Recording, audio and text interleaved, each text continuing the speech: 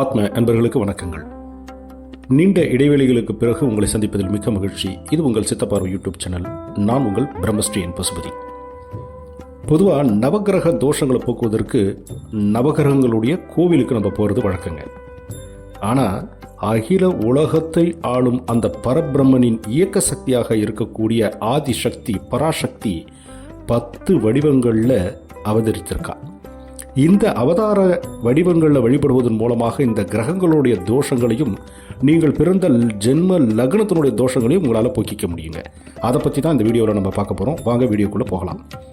தசமகா வித்யா தேவிகள் காளி, தாரா, மகா வித்யா, சோட்டஷி, புவனேஸ்வரி, பைரவி, சின்னமஸ்தாச வித்யா, தூமாவதி ததா மாதங்கி, சித்த வித்யாச, கமலா, பகலாமுகி, ஏதாதச மகாவித்யா, சர்வதந்திரேஷு கோபிதா. அம்பாள் பராசக்தியானவள் பத்ரகாளி, தாரா, மகா சோட்டஷி, புவனேஸ்வரி, திரிபுர பைரவி, சின்னமஸ்தா, தூமாவதி, மாதங்கி, கமலா, பகலாமுகி இப்படி 10 வடிவங்களில் காட்சி தராங்க. இந்த பராசக்தியினுடைய 10 வடிவங்களும் திருமாலுடைய 10 அவதாரங்களுக்கு சமமானதுன்றதை நீங்கள் தெரிஞ்சுக்கணுங்க.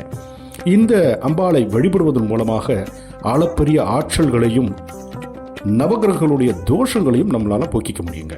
இந்த அம்பாளை எப்படி வழிபடுறது, இவங்களுடைய மூல மந்திரங்கள் என்ன, இவற்றையெல்லாம் பற்றி பின்னாளில் நான் உங்களுக்கு விரிவாக ஒவ்வொரு வீடியோக்களாக போடுவேன். அவசியம் நம்ம சேனலை தொடர்ந்து பாருங்கள். இப்போது எந்தெந்த அம்பாள் எந்தெந்த கிரகத்தினுடைய தோஷங்களை போக்குறதுக்கு நம்ம வழிபடலாம் அப்படின்றத பார்க்கலாங்க.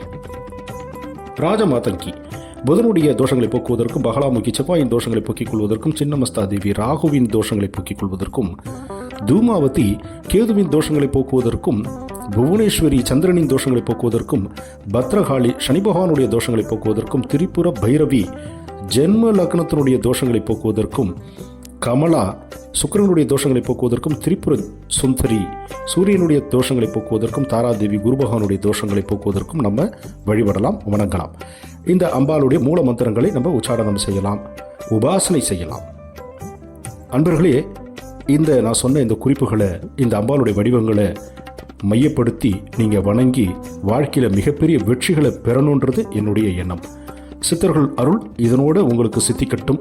அந்த அம்பாளுடைய அனுகிரகம் உங்களுடைய இல்லங்களில் வலம் வரட்டும். இதுதான் என்னுடைய ஆசைகள், என்னுடைய ஆசைகள்.